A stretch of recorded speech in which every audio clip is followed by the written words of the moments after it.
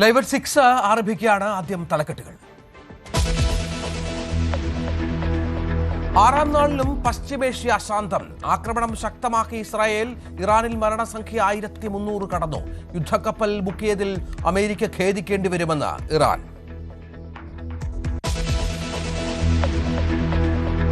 അയത്തുള്ള ഖൊമേനിയുടെ വധത്തിൽ അനുശോചനം രേഖപ്പെടുത്തി India. S Jaishankar Iran വിദേശകാര്യമന്ത്രിയുമായി സംസാരിച്ചു. വിദേശകാര്യ സെക്രട്ടറി എംബസി സന്ദർശിച്ചു. ഇന്ത്യ ഇറാനൊപ്പം നിൽക്കുമെന്ന് പ്രതീക്ഷിക്കുന്നതായി സ്ഥാനപതി.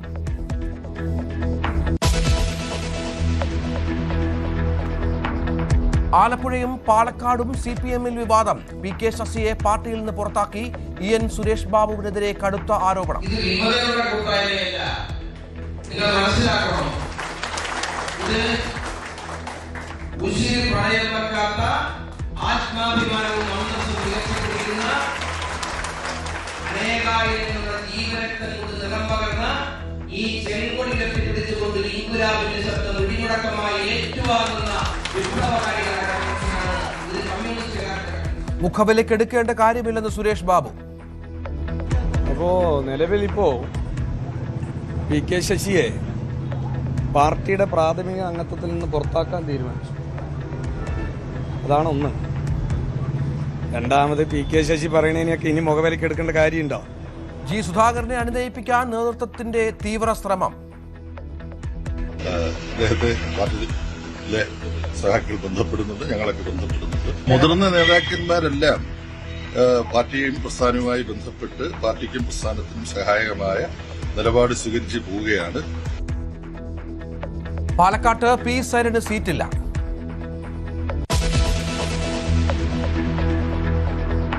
തിരുവിതാംകൂർ ദേവസ്വം ബോർഡിനെതിരെ രൂക്ഷ വിമർശനവുമായി ഹൈക്കോടതി. ആഗോള അയ്യപ്പ സംഗമ കണക്കുകളിൽ പൊരുത്തക്കേട്. ബോർഡിന് സാമ്പത്തിക അച്ചടക്കമില്ല. സംഗമത്തിന്റെ ബജറ്റിൽ മാറ്റം വരുത്തിയതിനും വിമർശനം. ബോർഡിനെതിരെ EDക്ക് തന്ത്രി കണ്ഠരര് രാജീവരുടെ മൊഴി.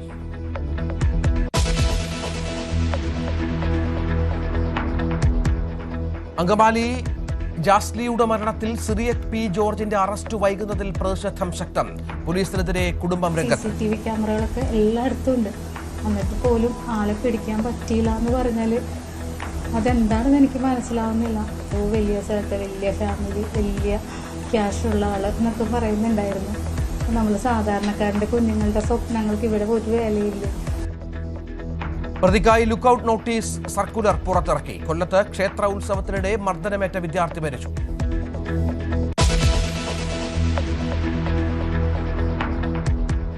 T20 ലോകകപ്പിൽ ഫൈനൽ ലക്ഷ്യമിട്ട് ഇന്ത്യ ഇറങ്ങുന്നു. എതിരാളികൾ ഇംഗ്ലണ്ട്. പോരാട്ടം മുംബൈ വാങ്കഡെ സ്റ്റേഡിയത്തിൽ. സഞ്ജു സാംസണിൽ പ്രതീക്ഷയർപ്പിച്ച് ആരാധകർ.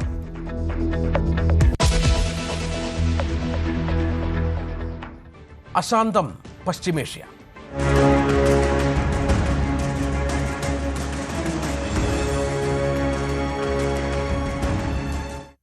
അയത്തുള്ള അലി ഖമനേനിയുടെ മരണത്തിൽ അനുശോചനം അറിയിച്ചില്ല. ഡൽഹിയിലെ ഇറാൻ എംബസിയിലെത്തിയ വിദേശകാര്യ സെക്രട്ടറി വിക്രം മിസ്രി അനുശോചന ബുക്കിൽ ഒപ്പുവെച്ചു. ആദ്യമായിട്ടാണ് ഖമേനിയുടെ മരണത്തിൽ ഇന്ത്യ പ്രതികരിക്കുന്നത്. ഇറാൻ ശക്തമായി തിരിച്ചടിക്കുമെന്നും ഇന്ത്യ ഒപ്പമുണ്ടാകുമെന്നാണ് പ്രതീക്ഷിക്കുന്നതെന്നും ഇന്ത്യയിലെ ഇറാൻ പ്രതിനിധി മുഹമ്മദ് ഫത്താലി വ്യക്തമാക്കി. ഇതിനിടെ പശ്ചിമേഷ്യയിൽ സംഘർഷം രൂക്ഷമായി തുടരുകയാണ്. ടെഹ്റാനിലും ലെബനനിലും ഇസ്രായേലിന്റെ ആക്രമണങ്ങൾ ശക്തമാണ്. ഇറാനിൽ മരണസംഖ്യ 1230 റിപ്പോർട്ടുണ്ട്. ഇതിനിടെ ഗൾഫ് രാജ്യങ്ങളിലേക്കുള്ള ഇറാന്റെ പ്രത്യാക്രമണം രൂക്ഷമാണ്. അസർബൈജാനിലും ഇറാഖിലെ കുർദിഷ് മേഖലകളിലേക്കും സംഘർഷം വ്യാപിച്ചു. അജയ് സുധാ ബിജു ഏറ്റവും പുതിയ വിവരങ്ങളുമായി ചേരും. അജയ്, ഏറ്റവും പ്രധാനമെന്ന് പറയുന്നത് ഇന്ത്യയുടെ ഈ വിഷയത്തിൽ ഇപ്പോൾ സ്വീകരിച്ചിരിക്കുന്ന നിലപാടാണ്. നേരത്തെ ലോകരാജ്യങ്ങൾ, പ്രത്യേകിച്ചും ഇന്ത്യക്കകത്ത് തന്നെ കോൺഗ്രസ് അടക്കമുള്ള രാഷ്ട്രീയ പാർട്ടികൾ വിമർശനം ഉന്നയിച്ചിരുന്നു. ഇന്ത്യ എന്തുകൊണ്ട് ഈ വിഷയത്തിൽ പ്രതികരിക്കുന്നില്ല എന്നുള്ളത്. അതിപ്പോൾ സംഭവിച്ചിരിക്കുന്നു. ഇറാനൊപ്പം എന്ന് അസന്നിഗ്ധമായി വ്യക്തമാക്കുകയുണ്ടായോ? എന്താണ് യഥാർത്ഥത്തിൽ ഇന്ത്യ ഈ വിഷയത്തിൽ സ്വീകരിച്ച നിലപാട്? നിലവിൽ ഇന്ത്യ ഇറാനൊപ്പമുണ്ടെന്നോ അല്ലെങ്കിൽ യുദ്ധത്തിന് പിന്തുണ നൽകുന്നെന്നോ അങ്ങനെ ഒന്നും തന്നെ ഇന്ത്യ പറഞ്ഞതായിട്ട് നിലവിൽ നമുക്ക് വിവരങ്ങളൊന്നും ലഭ്യമല്ല. ഇന്ത്യ നിലവിൽ ചെയ്തിട്ടുള്ളത് ഇറാന്റെ പരമോന്നത നേതാവായിട്ടുള്ള ആയത്തുള്ള അലി ഖമനേനിയുടെ മരണത്തിൽ അനുശോചനം രേഖപ്പെടുത്തുക മാത്രമാണ്. ഇന്ത്യയുടെ വിദേശകാര്യ സെക്രട്ടറി ആയിട്ടുള്ള വിക്രം മിശ്രി ഡൽഹിയിലുള്ള ഇറാൻ എംബസിയിൽ നേരിട്ടെത്തി അനുശോചന ബുക്കിൽ ഒപ്പുവെക്കുകയായിരുന്നു ഉണ്ടായിരുന്നത്. അതുപോലെ തന്നെ ഇന്ത്യയിലുള്ള ഇറാനിയൻ പ്രതിനിധിയായിട്ടുള്ള മുഹമ്മദ് ഫത്താലിയെ അദ്ദേഹം നേരിട്ട് കണ്ടു, സംസാരിക്കുകയും ചെയ്തു. അതിനുശേഷം അദ്ദേഹം CNN ന്യൂസ് 18നോട് ഒരു പ്രതികരണം നടത്തിയിരുന്നു മുഹമ്മദ് ഫത്താലി. അതിൽ അദ്ദേഹം പറഞ്ഞിട്ടുള്ളത് ഇറാൻ ശക്തമായി തന്നെ ഇസ്രായേലിനും അമേരിക്കയ്ക്കും തിരിച്ചടി നൽകും.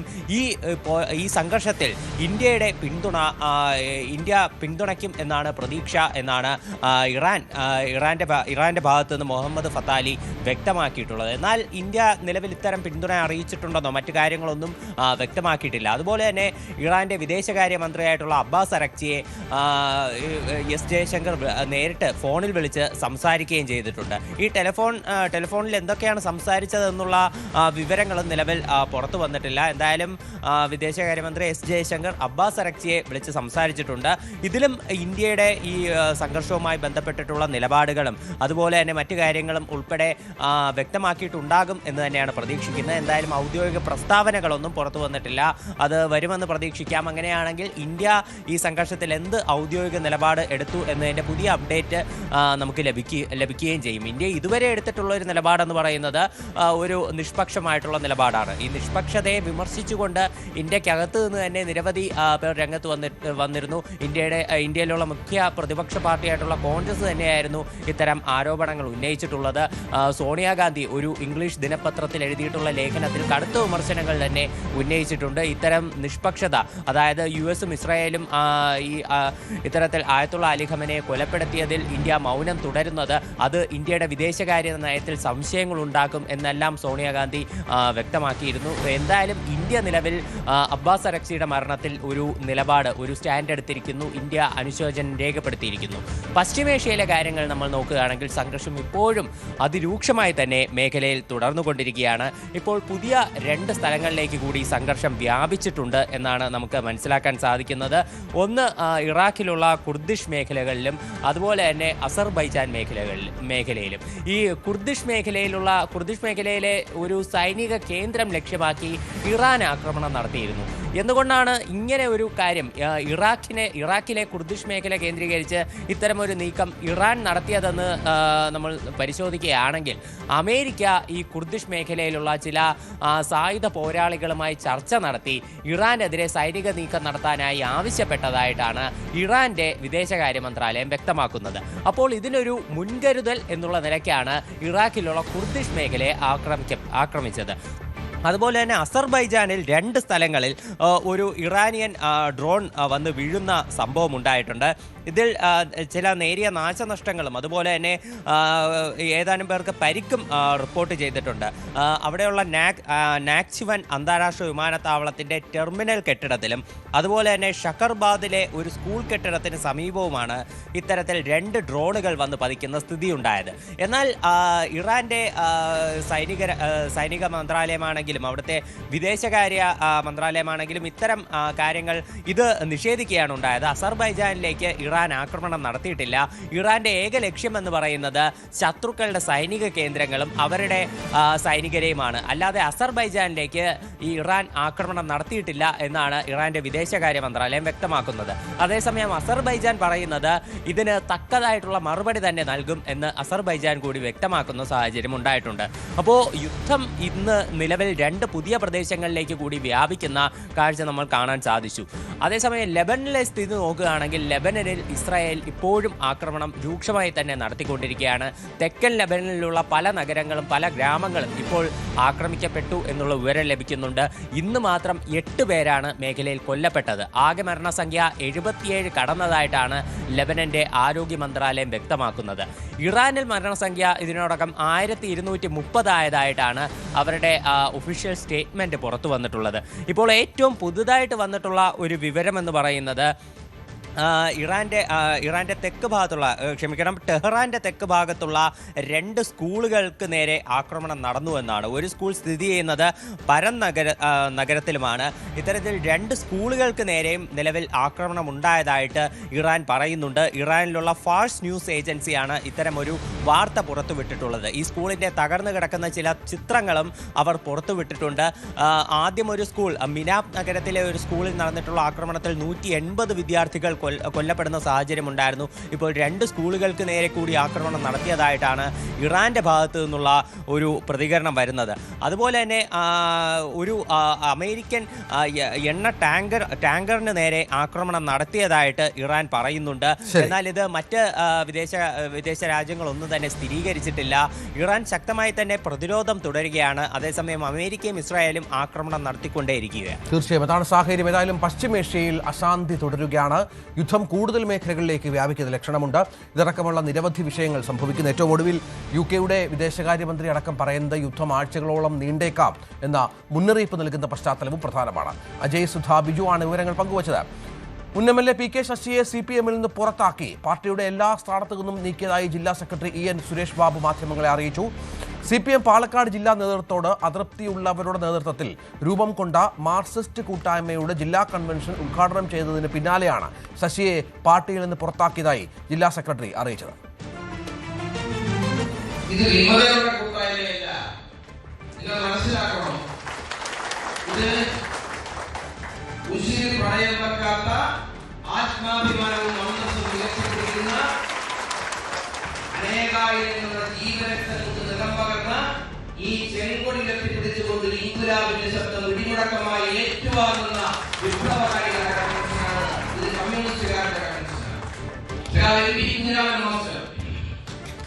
ഈ പാർട്ടിയുടെ പാലക്കാട് ജില്ലാ സെക്രട്ടറി ആയിരുന്നു PP Krishnan, NK Krishnan, Sivadas Menon, M Chandran ഉൾപ്പെടെയുള്ള ജനകീയരായ നേതാക്കൾ ഇരുന്ന കസേരയിലാണ് ഒരു സ്പിരിറ്റ് കച്ചവടക്കാരിയിരിക്കുന്നത്.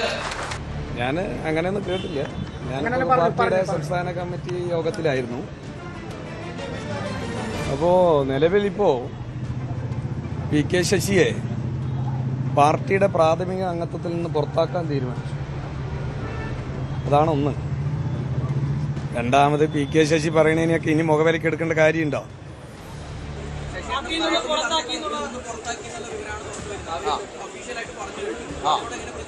പാർട്ടിയിൽ നിന്ന് പുറത്താക്കാനുള്ള അധികാരം അവരുടെ കയ്യിലാണ് ഈ സംവിധാനം എന്നുള്ളതുകൊണ്ട് അവർക്ക് പുറത്താക്കാനുള്ള സമ്പൂർണമായ അധികാരം അവർക്കുണ്ട്. ഇതെല്ലാം പ്രതീക്ഷിക്കുന്നുണ്ട് നമ്മൾ. കാരണം സ്വാഭാവികമായിട്ടും കമ്മ്യൂണിസ്റ്റ് പാർട്ടി പ്രവർത്തിക്കുന്ന സമയത്ത് നമ്മളൊരു കൺവെൻഷൻ വിളിച്ചു കൂട്ടുന്നു, കൺവെൻഷൻ ഉദ്ഘാടനം ചെയ്യുന്നു.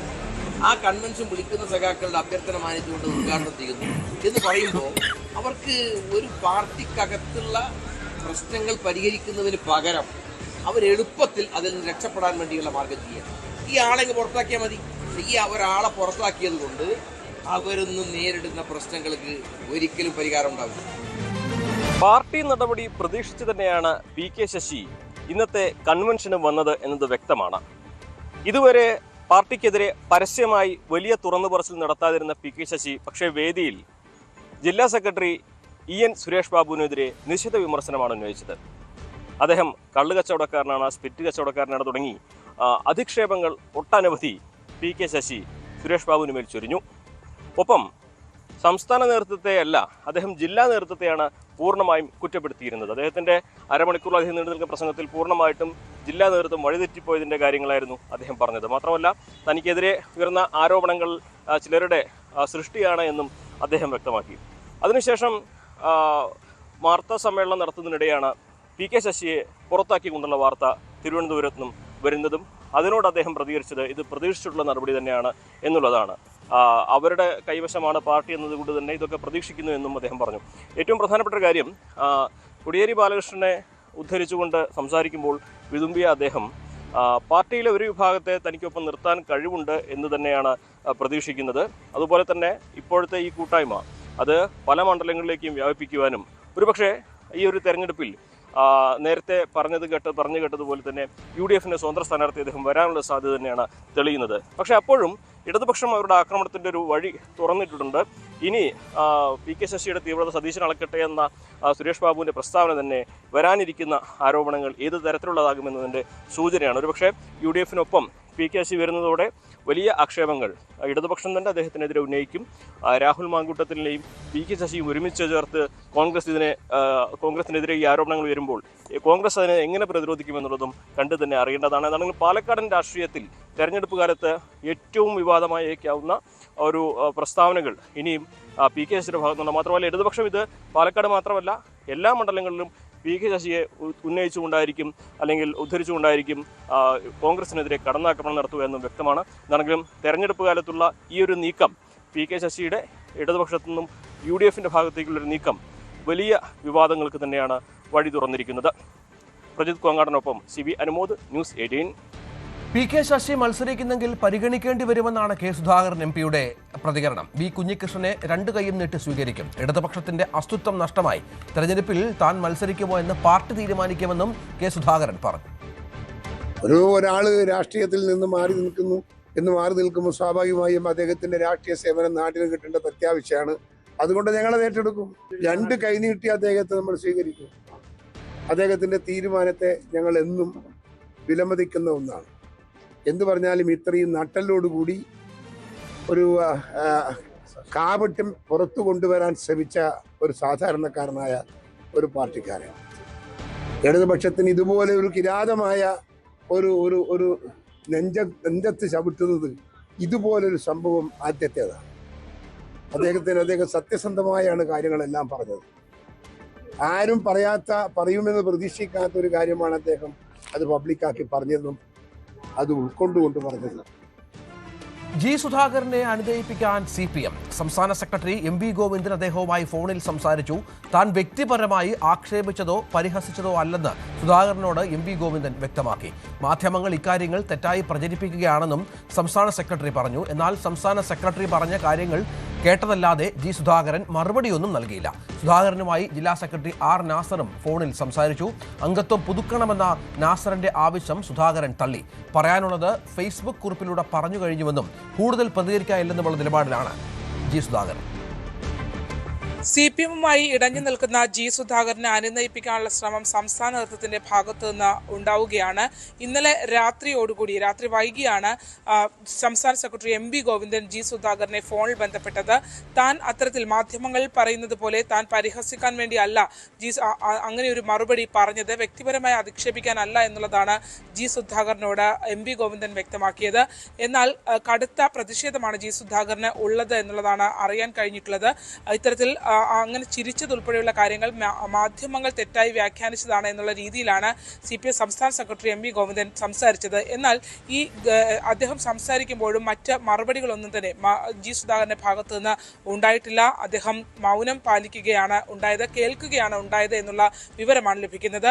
ഇന്നലെ ഈ സംഭവങ്ങൾ ഉണ്ടായതിന് പിന്നാലെ, അതായത് കഴിഞ്ഞ ദിവസങ്ങളിൽ ജി സുധാകരനുമായി ബന്ധപ്പെട്ട് ജില്ലാ സെക്രട്ടേറിയറ്റിൽ MV ഗോവിന്ദൻ നടത്തിയ ചില പരാമർശങ്ങൾ ജി സുധാകരനുമായി ബന്ധപ്പെട്ടത് അടഞ്ഞ അധ്യായമാണെന്ന് സ്ഥാനാർത്ഥി നിർണയത്തിൽ അദ്ദേഹത്തിന്റെ പേര് പറഞ്ഞപ്പോൾ, സെക്രട്ടേറിയറ്റ് അംഗങ്ങൾ പറഞ്ഞപ്പോൾ MV ഗോവിന്ദൻ പറഞ്ഞിരുന്നു. ക്ലോസ്ഡ് ചാപ്റ്റർ എന്നാണ് അദ്ദേഹം ആലപ്പുഴ ജില്ലാ സെക്രട്ടേറിയറ്റ് യോഗത്തിൽ വ്യക്തമാക്കിയത്. അതോടൊപ്പം തന്നെ പിന്നീട് സംസ്ഥാന സെക്രട്ടേറിയറ്റിന് ശേഷം മാധ്യമങ്ങൾ ജി സുധാകരനെ പരിഗണിക്കുന്നുണ്ടോ എന്ന ചോദ്യത്തിന് ഒരു പരിഗണനയും ഇല്ല എന്ന പരിഹാസ രൂപേണയുള്ള മറുപടിയുമായിരുന്നു നൽകിയത്.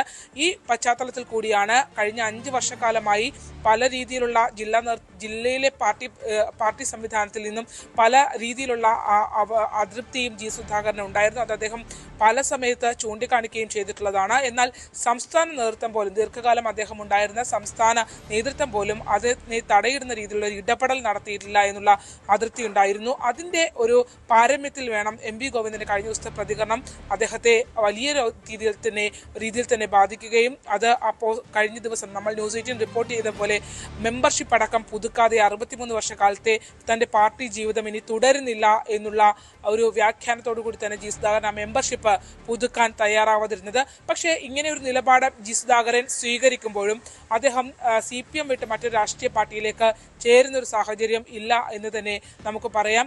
അതേസമയം തന്നെ സ്വതന്ത്ര നിലപാട് സ്വീകരിച്ചുകൊണ്ട് അമ്പലപ്പുഴയിലടക്കം മത്സരിക്കാനുള്ള സാധ്യതയും തള്ളിക്കളയാനാവില്ല. അത്തരം കൂടിയാലോചനകൾ ഉണ്ടോ എന്നുള്ള സാധ്യതയും നമുക്ക് തള്ളിക്കളയാൻ കഴിയില്ല. കാരണം അമ്പലപ്പുഴയെ സംബന്ധിച്ചിടത്തോളം അമ്പലപ്പുഴയിൽ ഉണ്ടായ പ്രശ്നങ്ങൾ, പ്രത്യേകിച്ച് അമ്പലപ്പുഴയിലെ നിലവിലെ MLA-യുമായി ബന്ധപ്പെട്ട ഉണ്ടായ പ്രശ്നങ്ങൾ, അതാണ് ജി സുധാകരനെ ഏറ്റവും അധികം പ്രകോപിതനാക്കിയത്. അത്തരം സാഹചര്യങ്ങളിൽ നിന്നും ടേം വ്യവസ്ഥയിൽ മാറ്റപ്പെട്ടിട്ടും പിന്നീട് തനിക്ക് തന്നെ അപമാനിക്കുന്ന രീതിയിൽ ഇടപെടൽ നടത്തുന്നു എന്ന് പല തവണ വിളിച്ചു പറഞ്ഞിട്ടും അതിനകത്തൊരു നടപടി നടപടിയെടുക്കാതെ തുടർന്നും സിറ്റിംഗ് MLAക്ക് തന്നെ അത്തരത്തിൽ പരിഗണന നൽകുകയും തൻ്റെ വിഷയത്തിൽ ഒരു ഇടപെടൽ പോലും നടത്താതിരിക്കുകയും ചെയ്യുന്നതാണ് സുധാകരൻ ഏറ്റവും അധികം പ്രകോപിപ്പിക്കുന്നത്.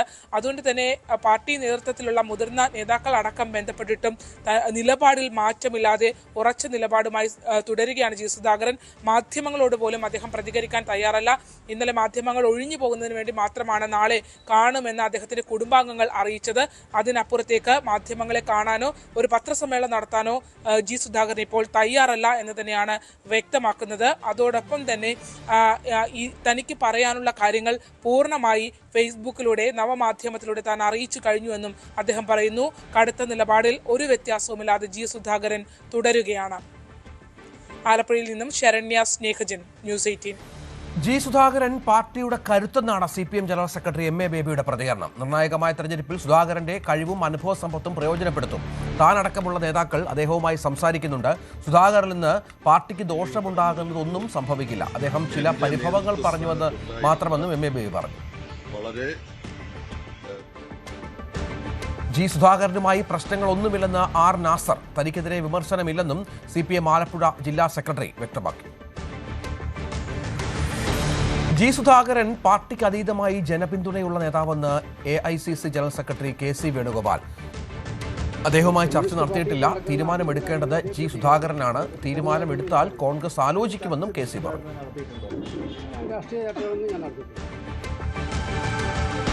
ജി സുധാകരൻ വിഷയം കോൺഗ്രസ് ഔദ്യോഗികമായി ചർച്ച ചെയ്തിട്ടില്ലെന്ന് പ്രതിപക്ഷ നേതാവ് VD സതീശനും പറഞ്ഞു. അദ്ദേഹത്തോട് കോൺഗ്രസ് നേതാക്കൾക്കെല്ലാം ആദരവ് മാത്രമാണ്. CPM അവരുടെ ശക്തി കേന്ദ്രങ്ങളിൽ ശിഥിലീകരണം നേരിടുന്നുവെന്നും സതീശൻ പറഞ്ഞു. സുധാകരനെ പാർട്ടി സെക്രട്ടറി അവഹേളിച്ച നടപടി ശരിയല്ലെന്ന് രമേശ് ചെന്നിത്തല. സുധാകരനുമായി കോൺഗ്രസ് ഒരു തരത്തിലുമുള്ള ചർച്ചയും നടത്തിയിട്ടില്ല. അദ്ദേഹമാണ് എല്ലാം തീരുമാനിക്കേണ്ടതെന്നും ചെന്നിത്തല പറഞ്ഞു. സുധാകരനെ BJPയിലേക്ക് സ്വാഗതം ചെയ്ത് പാർട്ടി ദേശീയ നിർവാഹക സമിതി അംഗം PK കൃഷ്ണദാസ് രംഗത്ത് വന്നു. സുധാകരനായി BJP വാതിൽ തുറന്നിട്ടിരിക്കുകയാണെന്ന് കൃഷ്ണദാസ് ന്യൂസ് 18നോട് പറഞ്ഞു. ഇതൊക്കെ ഒരു തുടക്കം മാത്രമാണ്. ഇനി അങ്ങോട്ടുള്ള ദിവസങ്ങളിൽ കാണാൻ സാധിക്കും നിരവധി മാർക്സിസ്റ്റ് കോൺഗ്രസ് നേതാക്കന്മാരും അനുയായികളും അനുഭാവികളൊക്കെ തന്നെ BJPയിലേക്കും NDAയിലേക്കും ഒഴുകിയെത്തുന്ന ഒരു പുതിയ രാഷ്ട്രീയം ഈ നിയമസഭാ തെരഞ്ഞെടുപ്പ് പ്രഖ്യാപനത്തിന് മുമ്പ് തന്നെ കേരളത്തിൽ ഉണ്ടാകാൻ പറ്റും. ഇത് നേരത്തെ VD സതീശൻ പറഞ്ഞതാണ് വിസ്മയം സംഭവിക്കാൻ പോകും. വിസ്മയം ആരംഭിച്ചത് VD സതീശൻ്റെ സ്വന്തം മണ്ഡലമായിട്ടുള്ള പറവൂരിൽ നിന്നാണ്. ആ പറവൂരിൽ നിന്ന് ആരംഭിച്ച വിസ്മയം ഇപ്പോൾ കേരളത്തിൽ എല്ലായിടത്തും നടന്നുകൊണ്ടിരിക്കുകയാണ്. അതുപോലെ വിസ്മയം നമ്മുടെ നിയമസഭാ തെരഞ്ഞെടുപ്പിൽ വലിയ വിസ്മയം ഉണ്ടാകും. അത് കാണാൻ പോകുന്നേ ഉള്ളൂ. ഞാൻ ചോദിക്കുന്നത് LDFൻ്റെയും UDFൻ്റെയും സ്ഥാനാർത്ഥി പ്രഖ്യാപനം വരാനിരിക്കുന്നതേ ഉള്ളൂ. അപ്പോൾ അവിടെ ഒരു വിസ്മയത്തിനും കൂടെ BJP കാത്തിരിക്കുന്നുണ്ടോ? സ്വാഭാവികമായിട്ടും ഞങ്ങൾ എല്ലാ സാധ്യതകളെയും ഞങ്ങൾ പരിശോധിക്കും. ഇത്തവണ ഞങ്ങൾ വിജയിക്കാനും ഭരിക്കാനും വേണ്ടിയിട്ടാണ് മത്സരരംഗത്താകുന്നത്. ഞങ്ങൾ രണ്ടും കൽപ്പിച്ചിട്ടാണ്. ജി സുധാകരൻ ഞങ്ങളെ വാതിലുകൾ തുറന്നിട്ടിരിക്കുക.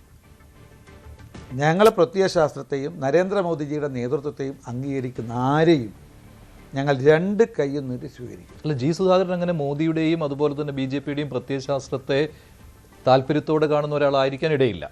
അല്ല, അത് അദ്ദേഹമാണ് വ്യക്തമാക്കേണ്ടത്. പക്ഷേ ജി സുധാകരനോട് ഞങ്ങൾക്ക് ആദരവുണ്ട്. അദ്ദേഹം അഴിമതിയുടെ കറപുരളാത്തൊരു നേതാവാണ്. ഒരു പൊതുപ്രവർത്തകൻ എന്ന നിലയ്ക്ക്, രാഷ്ട്രീയ പ്രവർത്തക നേതാവ് എന്നുള്ള നിലയ്ക്ക് ഒരു മാതൃകയാണ്. അദ്ദേഹത്തിൻ്റെ മോദിജി BJPയുടെ പ്രത്യയശാസ്ത്രത്തോട് അദ്ദേഹത്തിന് ആഭിമുഖ്യമുണ്ടോ അല്ലെ അത് അനുകൂലിക്കുന്നുണ്ടോ, മോദിജിയുടെ നേതൃത്വത്തെ അദ്ദേഹം അംഗീകരിക്കുന്നുണ്ടോ, അദ്ദേഹമാണ് അത് നിലപാട് വ്യക്തമാക്കേണ്ടത്. ഞാൻ അതിലേക്ക് കടക്കുന്നില്ല. അദ്ദേഹത്തിന് എന്ത് നിലപാട് സ്വീകരിക്കാനുള്ള സ്വാതന്ത്ര്യമുണ്ട്. പക്ഷേ അദ്ദേഹത്തിനോട് ഞങ്ങൾക്ക് ആദരവുണ്ട്, ബഹുമാനമുണ്ട്. അദ്ദേഹം BJPയിലേക്ക് വരാൻ തയ്യാറാണെന്ന് പ്രഖ്യാപിക്കുകയാണെങ്കിൽ ഞങ്ങൾ അക്കാര്യത്തെക്കുറിച്ച് പരിശോധിക്കും. പാർട്ടി ഉചിതമായ തീരുമാനം കൈക്കൊള്ളും. യാതൊരു സംശയമില്ല. CPMവുമായി ഇനി ജി സുധാകരൻ അടുക്കുമോ എന്ന കാര്യം സംശയമാണ്. അത് BJP വിലയിരുത്തുന്നുണ്ട് അല്ലേ?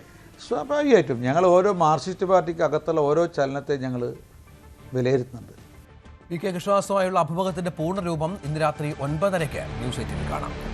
പാലക്കാട് ഡോക്ടർ പി സരന് സീറ്റില്ല. മണ്ഡലത്തിൽ വീണ്ടും സ്വതന്ത്രനെ പരീക്ഷിക്കാനാണ് CPM തീരുമാനം. ആലപ്പുഴയിൽ ജില്ലാ സെക്രട്ടറി ആർ നാസറിനും സീറ്റില്ല. കൊല്ലത്ത് S ജയമോഹൻ തന്നെ സ്ഥാനാർത്ഥിയാകും. തൃപ്പൂണിത്തുറയിൽ KN ഉണ്ണികൃഷ്ണൻ മത്സരിക്കും. വൈപ്പിനിൽ MP Shiny സ്ഥാനാർത്ഥിയാകും. M Swaraj മത്സരിക്കാനില്ലെന്ന് J മേഴ്സിക്കുട്ടിയമ്മയും അറിയിച്ചു. കുന്നംകുളത്ത് SC മൊയ്തീൻ തുടരും എന്നാണ് വിവരം. മണലൂരിൽ C രവീന്ദ്രനാഥിനെ മത്സരിപ്പിക്കാനും തീരുമാനമായി.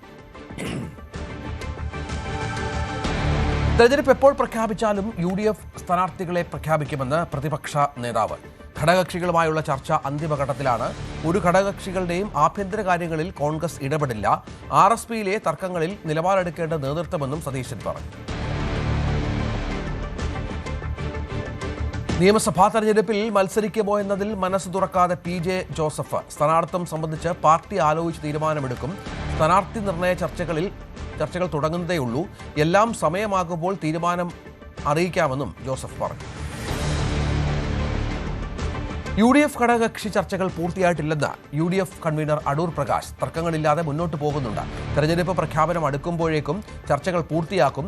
MP മാർ മത്സരിക്കുന്ന കാര്യത്തിൽ അന്തിമ തീരുമാനം എടുത്തിട്ടില്ലെന്നും അടൂർ പ്രകാശ് പറഞ്ഞു. എറണാകുളം വൈപ്പിൻ മണ്ഡലത്തിന് അവകാശവാദം ഉന്നയിച്ച് ലത്തീൻ കാത്തോലിക്ക സഭ. കൊച്ചി, എറണാകുളം നിയമസഭാ മണ്ഡലങ്ങൾക്ക് പുറമെ വൈപ്പിൻ മണ്ഡലത്തിലും ലത്തീൻ കത്തോലിക്ക സമുദായ അംഗങ്ങളെ സ്ഥാനാർത്ഥികളാക്കണമെന്നാണ് ആവശ്യം. പുതുയുഗ യാത്രയിൽ സർക്കാരിനെതിരായ ജനവികാരമാണ് പ്രതിഫലിച്ചതെന്ന് പ്രതിപക്ഷ നേതാവ്. സാധാരണക്കാരുമായാണ് സംവദിച്ചത്. ഓരോ ജില്ലകളിലെയും പ്രശ്നങ്ങൾ ഉൾപ്പെടുത്തി പരിഹാരമാർഗങ്ങൾ ഉൾക്കൊള്ളുന്ന പ്രത്യേക ഡോക്യുമെന്റ് 14 ജില്ലകൾക്ക് വേണ്ടിയും തയ്യാറാക്കുമെന്നും സതീശൻ പറഞ്ഞു. ഉമ്മൻചാണ്ടിയുടെ മകൻ ആയതിനാൽ അല്ല, രാജ്യം മുഴുവൻ ഓടി നടന്ന് പ്രവർത്തിച്ചിരുന്ന യൂത്ത് കോൺഗ്രസ് പ്രവർത്തകൻ എന്ന നിലയിലാണ് ചാണ്ടി ഉമ്മന് സ്ഥാനാർത്ഥിത്വം നൽകിയതെന്ന് പ്രതിപക്ഷ നേതാവ്. കുടുംബവാഴ്ച നിലനിൽക്കുന്നത് കോൺഗ്രസിലല്ലെന്നും സതീശൻ പറഞ്ഞു. രാഹുൽ ഗാന്ധിയും തെലങ്കാന മുഖ്യമന്ത്രി രേവന്ത് റെഡ്ഡിയും നാളെ കേരളത്തിൽ കൊല്ലം ആശ്രാമം മൈതാനത്ത് ഹെലികോപ്റ്ററിൽ എത്തുന്ന ഇരുവരും ശ്രീനാരായണ ഗുരു ഗാന്ധി സമാഗമ ശതാബ്ദി ആഘോഷത്തിൽ പങ്കെടുക്കും. ശിവഗിരി മഠവും രാജീവ് ഗാന്ധി പഠന ഗവേഷണ കേന്ദ്രവും സംയുക്തമായാണ് പരിപാടി സംഘടിപ്പിക്കുന്നത്. UDF ഭരണകാലത്തെ പരിഹസിച്ച് PRD പരസ്യം. വൈദ്യുതി, വിദ്യാഭ്യാസം, KSRTC, ക്ഷേമ പെൻഷൻ മുടക്കം, കാലിയായ ഖജനാവ്, വികസന മുരടിപ്പ് തുടങ്ങിയവ ചൂണ്ടിക്കാട്ടിയാണ് പത്രപരസ്യം. ഇരുണ്ട കാലം എന്ന പേരിലെ CPM ക്യാമ്പയിന് പിന്നാലെയാണ് പരസ്യം. തൊട്ടടുത്ത പേജിൽ ഈ സർക്കാരിന്റെ ഭരണ നേട്ടങ്ങൾ വിവരിക്കുന്നുണ്ട്. മലയാളം, ഇംഗ്ലീഷ് ദിനപത്രങ്ങളിലാണ് മുഴുവൻ പേജ് പരസ്യം നൽകിയിട്ടുള്ളത്. ഇതിൽ വിമർശനവുമായി പ്രതിപക്ഷം രംഗത്ത് വന്നു. വ്യത്യസ്തമായ പ്രചരണ രീതികൾ മുന്നണികൾ ഈ തെരഞ്ഞെടുപ്പിൽ ആവിഷ്കരിക്കുമെന്ന് ഉറപ്പാണ്. അതിന്റെ ഭാഗമായാണ് മുഖ്യമന്ത്രി പിണറായി വിജയന്റെ ഇന്റർവ്യൂ. മോഹൻലാലിനെ പോലെ കേരളത്തിലെ ഏറ്റവും ജനകീയനായ ഒരു സിനിമാ താരത്തെ കൊണ്ട് മുഖ്യമന്ത്രിയെ അഭിമുഖം നടത്തി PRD തന്നെ അത് അത്തരമൊരു അഭിമുഖം നിർമ്മിച്ചത്. അതിന് പിന്നാലെയാണ് PRDയുടെ മറ്റൊരു പരസ്യരംഗത്തെ അല്ലെങ്കിൽ പ്രചരണരംഗത്തെ മറ്റൊരു രൂപം പുറത്തു വരുന്നത്. അത് ഇന്നത്തെ പ്രധാനപ്പെട്ട വർത്തമാന പത്രങ്ങളിൽ ഒരു പരസ്യമാണ് നൽകുന്നത്. 2 പേജുകളിലായി. ഒരു പേജിലുള്ളത് ഇന്നു മുതൽ ലോഡ് ഷെഡിംഗ് പൂട്ടലിന്റെ വക്കിൽ, KSRTC 40% സ്കൂളുകളും അടച്ചുപൂട്ടൽ ഭീഷണിയിൽ, ആരോഗ്യരംഗത്തെ പരീക്ഷ എഴുതിയത് പാഠപുസ്തകമില്ലാതെ, പെൻഷനുകൾ മുടങ്ങിയിട്ട് 18 മാസം, സാമ്പത്തിക വർഷത്തിന്റെ അവസാന ദിനം ട്രഷറി കാലി, ദേശീയപാത വികസനം മതിയാക്കി അതോറിറ്റി, എങ്ങുമെത്താതെ ഗെയിൽ പൈപ്പ് തുടങ്ങി UDF സർക്കാരിന്റെ കാലത്ത് ഉണ്ടായ പ്രശ്നങ്ങൾ, ആ ഭരണത്തിലെ വീഴ്ചകൾ, പോരായ്മകളൊക്കെ എടുത്തു പറഞ്ഞുകൊണ്ടുള്ള ഒരു പരസ്യം ദേശാഭിമാനി ഉൾപ്പെടെയുള്ള CPMന്റെ മുഖപത്രം ദേശാഭിമാനി ഉൾപ്പെടെയുള്ള BJPയുടെ മുഖപത്രത്തിൽ ഉൾപ്പെടെ ഒരു പരസ്യം വരികയാണ്. അത് 2ാം പേജിൽ ഇപ്പോഴത്തെ കേരളത്തിന്റെ അവസ്ഥ എന്ന് വ്യക്തമാക്കുന്ന KSRTC ശക്തമായ തിരിച്ചുവരവ്, തിരിച്ചെഴുന്നള്ളത്ത KSRTCയുടെ എന്ന് പറഞ്ഞുകൊണ്ട് ആ രീതിയിലുള്ള ഒരു പരസ്യം. ആരോഗ്യ മേഖല, അതുപോലെ തന്നെ വിദ്യാഭ്യാസ സ്കൂളുകളുടെ കാര്യങ്ങളൊക്കെ പറഞ്ഞുകൊണ്ട് വളരെ പോസിറ്റീവായ ഈ ഇപ്പോഴത്തെ കാലത്തിന്റെ ഒരു പരസ്യവും നൽകുന്നു. അങ്ങനെ വ്യത്യസ്തമായ പരസ്യതന്ത്രങ്ങൾ തെരഞ്ഞെടുപ്പിൽ വരികയാണ്. ഏതായാലും നേരത്തെ ഇരുണ്ട കാലമെന്ന് പറഞ്ഞുകൊണ്ട് വെബ്സൈറ്റ് തന്നെ കോൺഗ്രസ് കാലത്ത് UDF ഭരണകാലത്തെ സംസ്ഥാനത്തിന്റെ അവസ്ഥ വ്യക്തമാക്കാൻ CPM ഒരു വെബ്സൈറ്റ് തന്നെ തുടങ്ങിയിരുന്നു. അതിന് പിന്നാലെയാണ് സർക്കാരിന്റെ ഏജൻസിയെ കൊണ്ട് PRDയെ കൊണ്ട് കൂടി ഇത്തരം ഒരു പരസ്യം തയ്യാറാക്കിയിരിക്കുന്നത്. വലിയ വിമർശനം പ്രതിപക്ഷത്തിന്റെ ഭാഗത്ത് ഇതിനകം ഈ വിഷയത്തിൽ ഉയർന്നു വന്നു കഴിഞ്ഞു. പബ്ലിക് റിലേഷൻസ് ഡിപ്പാർട്ട്മെന്റ് ഒരു കാലത്തും ചെയ്യാൻ പാടില്ലാത്ത പച്ചയായ രാഷ്ട്രീയം കളിക്കുകയാണ്. ഇന്ന് PRD ഓഫീസ് AKG സെന്ററിലാണ് പ്രവർത്തിക്കുന്നത്. ഇത് അധികാര ദുർവിനിയോഗവും ധൂർത്തുമാണ് ഇവിടെ നടന്നുകൊണ്ടിരിക്കുന്നത്. ഈ PRD ഉദ്യോഗസ്ഥന്മാർ ചെവിക്ക് നുള്ളിക്കോണം. ഇവരാരും പെൻഷൻ വാങ്ങിക്കാൻ പോകുന്നില്ല. ഇവർ കാണിക്കുന്ന ശുദ്ധ മര്യാദകളാണ്. ഒരു കാലത്ത് ഒരു സംസ്ഥാനത്തും ഉണ്ടാകാത്ത നിലയിൽ തെരഞ്ഞെടുപ്പിന് വേണ്ടി CPM-നെ സഹായിക്കാൻ വേണ്ടിയിട്ടാണ് കോടാനുകോടി രൂപ ഈ മിസ്യൂസ് ചെയ്യുന്നത്. എല്ലാ ദിനപത്രങ്ങളും കൊടുത്തില്ല, അത് നല്ല കാര്യം. പക്ഷേ പരസ്യത്തിന്റെ പ്രലോഭനത്തിൽ വസ്തുതകളെ വളച്ചൊടിച്ച് ജനങ്ങളെ തെറ്റിദ്ധരിപ്പിക്കാനാണ് PRDയും ഗവൺമെന്റ് ശ്രമിക്കുന്നത്. വരും ദിവസങ്ങളിൽ സമാനമായ പ്രചരണം സർക്കാരിന്റെ ഭാഗത്തും CPM-ന്റെ ഭാഗത്തും ഉണ്ടാകുമെന്ന് ഉറപ്പാണ്. ഇത്തരത്തിൽ കൂടുതൽ പരസ്യചിത്രങ്ങളോ പരസ്യങ്ങളോ ഒക്കെ ഉണ്ടാകാനുള്ള സാധ്യതയുണ്ട്. പ്രതിപക്ഷവും BJPയും ഒക്കെ ഇതിനെ നേരിടാൻ മറുതന്ത്രങ്ങളുമായി പ്രചരണതന്ത്രങ്ങളുമായി ഇറങ്ങുകയാണ്. അങ്ങനെ ഒരു കാലഘട്ടത്തിലും സംസ്ഥാനം കണ്ടാത്ത തരത്തിലുള്ള പ്രചരണ വൈവിധ്യങ്ങൾ ഈ തെരഞ്ഞെടുപ്പിൽ ഉണ്ടാകുമെന്ന് വ്യക്തമാവുകയാണ്. സർക്കാർ ജനങ്ങളുടെ പണം ഉപയോഗിച്ച് ഹീനമായി പ്രവൃത്തി നടത്താൻ PRDയെ ഉപയോഗിക്കുന്നുവെന്ന് പ്രതിപക്ഷ നേതാവ് VD സതീശൻ. PRD എത്രമാത്രം അധപതിക്കാമെന്നതിന് തെളിവാണിത്. PRD പരിധികൾ ലംഘിച്ചു, ഇതിനു പിന്നിൽ പ്രവർത്തിച്ച ഉദ്യോഗസ്ഥർ മറുപടി പറയേണ്ടി വരും എന്നും സതീശൻ പറഞ്ഞു. PRDയുടെ പരിമിതിക്ക് അപ്പുറത്തേക്ക് PRD പോയിരിക്കുകയാണ്. ഇതിന് നേതൃത്വം കൊടുത്ത ഉദ്യോഗസ്ഥന്മാർ ഇതിന് മറുപടി പറയേണ്ടി വരും ഭാവിയിൽ. ഈ രാഷ്ട്രീയ നേതൃത്വത്തിന്റെ നിർദ്ദേശം കേട്ട് ഇത്തരം ഹീനമായ പ്രചരണ തന്ത്രങ്ങൾ നാട്ടുകാരുടെ പൈസ വെച്ചിട്ടാണ്, നാട്ടുകാരുടെ പണമാണ്. അവരാരും വീട്ടിൽ നിന്നല്ല ഇത് കൊടുക്കുന്നത്. മാത്രമല്ല ഈ ഗവൺമെന്റ് ഇതിന്റെ പേയ്മെന്റും കൊടുക്കാൻ പോകുന്നില്ല. അടുത്ത ഗവൺമെന്റിന്റെ തലയിലാണ് ഇതിന്റെ പേയ്മെന്റ്. എന്നിട്ട് ഒരു നേരത്തെ ഉണ്ടായിരുന്ന ഒരു ഗവൺമെന്റിന്റെ ആ കാലത്തെ നെഗറ്റീവായിട്ടുള്ള കാര്യങ്ങൾ മാത്രം പറഞ്ഞുകൊണ്ട് സർക്കാർ ചെലവിൽ ജനങ്ങളുടെ നികുതി പണത്തിന്റെ പേരിൽ നടത്തുന്നത് ഹീനമായ പ്രചരണമാണ്. നാട്ടുകാരുടെ പണം ഉപയോഗിച്ച് അത് ചെയ്യാൻ പാടില്ല. അതിനെതിരായിട്ട് നിയമപരമായ നടപടിയും സ്വീകരിക്കും, രാഷ്ട്രീയമായ നടപടികളും ഞങ്ങൾ സ്വീകരിക്കും. ഇതിന് കൂട്ടുനിൽക്കുന്ന ഉദ്യോഗസ്ഥന്മാരെ കൊണ്ട് ഞങ്ങൾ ഉത്തരം പറയിപ്പിക്കുകയും ചെയ്യും. ഒരു സംശയം വേണ്ട. സംസ്കൃത VC KK ഗീതാകുമാരിയെ നീക്കി പകരം ഡോക്ടർ സിസ തോമസിന് അധിക ചുമതല നൽകി. തോറ്റ BFA വിദ്യാർത്ഥിയെ പാസാക്കാനുള്ള സിൻഡിക്കേറ്റ് തീരുമാനം തടയാനുള്ള ഗവർണർ ഉത്തരവ് നടപ്പാക്കാൻ വിസമ്മതിച്ചതിനാണ് നടപടി. VV അരുൺ വിവരങ്ങൾ പങ്കുവയ്ക്കുകയാണ്. അരുൺ, വീണ്ടും ഗവർണർ ഇടപെടുന്നു ഒരു VCയുടെ വിഷയത്തിൽ. ഇത്തവണ എന്താണ് കാരണം?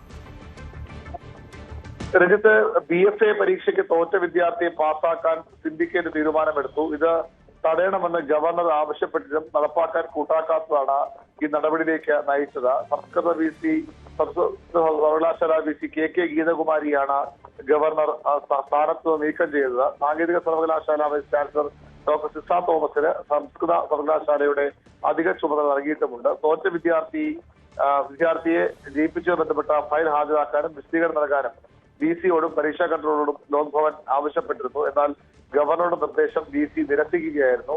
ഇതേ തുടർന്നാണ് ഇത്തരമൊരു നടപടിയിലേക്ക് പോയത്. നേരത്തെ മുൻ ഗവർണർ ആരിഫ് മുഹമ്മദ് ഖാനാണ് കാലിക്കറ്റ് സർവകലാശാല സംസ്കൃത വിഭാഗ അധ്യക്ഷ ഗീതാകുമാരിക്ക് സംസ്കൃത സർവകലാശാലയുടെ താൽക്കാലിക VC ചുമതല നൽകിയത്. അതിനാണ് ഇപ്പോഴത്തെ ഗവർണർ രാജേന്ദ്ര വിഷ്ണുവിലേക്കുള്ള ഇടപെടൽ ഉണ്ടായിരിക്കുന്നത്. സിസ തോമസിനെ ഈ VCയുടെ ചുമതല കൈമാറിയിട്ടുമുണ്ട്.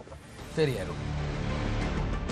കേരളത്തിലെ ഏക യുനാനി മെഡിക്കൽ കോളേജായ മർക്കസ് യുനാനി മെഡിക്കൽ കോളേജിന് എയ്ഡഡ് പദവി നൽകാൻ മന്ത്രിസഭായോഗം തീരുമാനിച്ചു. കാന്തപുരം AP അബൂബക്കർ മുസ്ലിയാർ നേതൃത്വത്തിലുള്ള കോളേജിനാണ് നിയമസഭാ തെരഞ്ഞെടുപ്പിന് തൊട്ടുമുൻപ് സർക്കാർ എയ്ഡഡ് പദവി നൽകിയത്. കോഴിക്കോട് കൈതപ്പൊയിൽ മർക്കസ് നോളജ് സിറ്റിയിലാണ് യുനാനി മെഡിക്കൽ കോളേജ് പ്രവർത്തനം നടത്തുന്നത്. സംസ്ഥാനത്തെ ആദ്യ യുനാനി മേഖലയിലെ മെഡിക്കൽ കോളേജ് കൂടിയാണിത്. 60 സീറ്റുകളാണ് ഈ സ്ഥാപനത്തിൽ പ്രവേശനം നൽകിയിരുന്നത്. ആയുഷ് മന്ത്രാലയത്തിന്റെയും ആരോഗ്യ സർവകലാശാലയുടെയും അംഗീകാരമുണ്ടായിരുന്ന ഒരു മെഡിക്കൽ കോളേജ് കൂടിയാണ് ഇത്. ഈ സ്ഥാപനത്തിനാണ് ഇപ്പോൾ സർക്കാർ എയ്ഡഡ് പദവി നൽകുന്നത്. ഇതോടുകൂടി ശമ്പളമടക്കമുള്ള സ്ഥാപനത്തിന്റെ ചിലവുകൾ സർക്കാർ ചിലവിൽ നടത്തുന്ന ഒരു രീതിയിലേക്ക് കാര്യങ്ങൾ നീങ്ങും. എന്നാൽ നിയമനമടക്കമുള്ള കാര്യങ്ങളിൽ നിർണായകമായ തീരുമാനം എടുക്കുക മാനേജ്മെന്റിനുമാകും. ഇതുകൊണ്ട് തന്നെ കാന്തപുരം AP അബൂബക്കർ മുസ്ലിയാറുടെ നേതൃത്വത്തിൽ പ്രവർത്തിക്കുന്ന ഒരു സ്ഥാപനം കൂടിയാണ്. നേരത്തെ മുതൽ തന്നെ ഇടതുപക്ഷ അനുകൂല നിലപാട് സ്വീകരിക്കുന്ന ഒരു വിഭാഗമാണ് AP വിഭാഗം. ആ വിഭാഗത്തിനുള്ള ആനുകൂല്യം നൽകുന്നതിലൂടെ അല്ലെങ്കിൽ അവരുടെ കോളേജിന് എയ്ഡഡ് പദവി നൽകുന്നതിലൂടെ നിർണായകമായ ഒരു അടുപ്പത്തിന്റെ ചുവടുകൂടി വെക്കാൻ കഴിയുമെന്ന പ്രതീക്ഷ തന്നെയാണ് CPM-നുള്ളത് എന്നാണ് വിലയിരുത്തപ്പെടുന്നത്.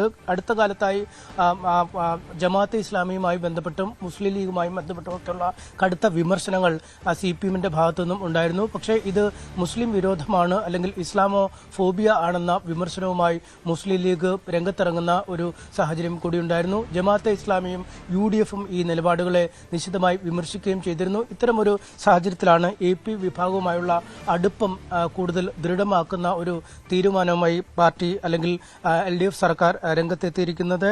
ഈ മർക്കസ് സുന്നി വിഭാഗത്തിന് ആനുകൂല്യങ്ങൾ നൽകുന്നതിലൂടെ അല്ലെങ്കിൽ മർക്കസിന് ആനുകൂല്യങ്ങൾ നൽകുന്നതോടുകൂടി ഈ വിഭാഗവുമായുള്ള ബന്ധം കൂടുതൽ ദൃഢമാക്കാമെന്ന ഒരു പ്രതീക്ഷയാണുള്ളത്. ഒപ്പം തന്നെ മുസ്ലിം ലീഗിലെ സമസ്ത വിരുദ്ധരും സമസ്തയിലെ മുസ്ലിം ലീഗ് വിരുദ്ധരും അനുകൂലികളും തമ്മിൽ ഒത്തുതീർപ്പ് ചർച്ചകൾ ഏതാണ്ട് പുരോഗമിക്കുന്ന സാഹചര്യം. തെരഞ്ഞെടുപ്പ് എത്തുമ്പോഴേക്കും ഭിന്നതകൾ പൂർണ്ണമായി ഇല്ലാതാക്കി ഒറ്റക്കെട്ടായി മുന്നോട്ട് പോകാനുള്ള ആഹ്വാനവുമായി നേരത്തെ തന്നെ സമസ്ത നേതൃത്വം രംഗത്തെത്തുന്ന സാഹചര്യം. ഇത്തരമൊരു സാഹചര്യത്തിൽ വിരുദ്ധ ചേരിയിലുള്ള അല്ലെങ്കിൽ സമസ്തയ്ക്ക് എതിരായി നിൽക്കുന്ന AP വിഭാഗത്തെ ഒപ്പം ചേർക്കുക എന്ന ഒരു കൃത്യമായ നിലപാടാണ് ഇക്കാര്യത്തിൽ CPM സ്വീകരിച്ചിരിക്കുന്നത്. ഒപ്പം ആരോഗ്യ മേഖലയിൽ നിർണായകമായ പല മാറ്റങ്ങളും പിണറായി സർക്കാരിന്റെ കീഴിൽ നടത്തിക്കൊണ്ടിരിക്കുന്നുവെന്ന അവകാശവാദം കഴിഞ്ഞ കുറച്ച് നാളുകളായി തന്നെ സർക്കാർ ഉന്നയിക്കുന്നുണ്ട്. ഇതിനൊരു ബലം കൂടി പകരുന്നതാണ്. അതായത് പരമ്പരാഗതമായ ആയുർവേദ അല്ലെങ്കിൽ അലോപ്പതിക്കൊപ്പം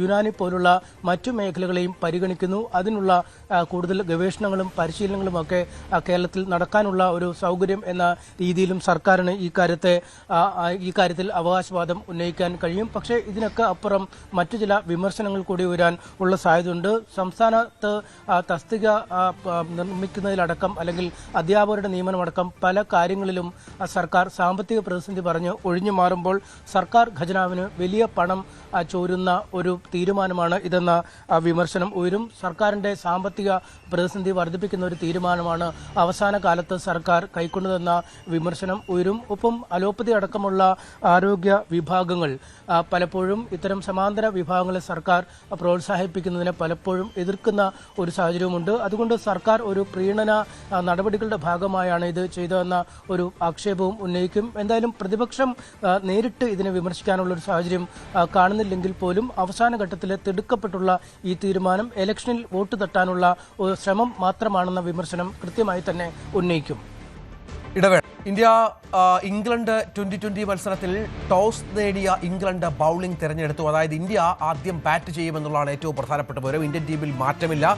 കഴിഞ്ഞ മത്സരത്തിൽ ജയിച്ച വെസ്റ്റ് ഇൻഡീസിനെ പരാജയപ്പെടുത്തിയ അതേ ടീം തന്നെയാണ് കളത്തിലിറങ്ങുക എന്ന നിർണായകമായ സുപ്രധാന വിവരമാണ് ഈ ഘട്ടത്തിൽ നൽകാനുള്ളത്. ഹരികൃഷ്ണൻ വിവരങ്ങൾ പങ്കുവെക്കും. ഹരി, ടീമിൽ മാറ്റമില്ല, പക്ഷേ പിച്ചിൽ ആദ്യഘട്ടത്തിൽ ബൗളർമാർക്ക് ചെറിയ ആനുകൂല്യങ്ങൾ ലഭിക്കും എന്നുള്ള വിവരങ്ങളൊക്കെ നേരത്തെ പുറത്തു വന്നിരുന്നു.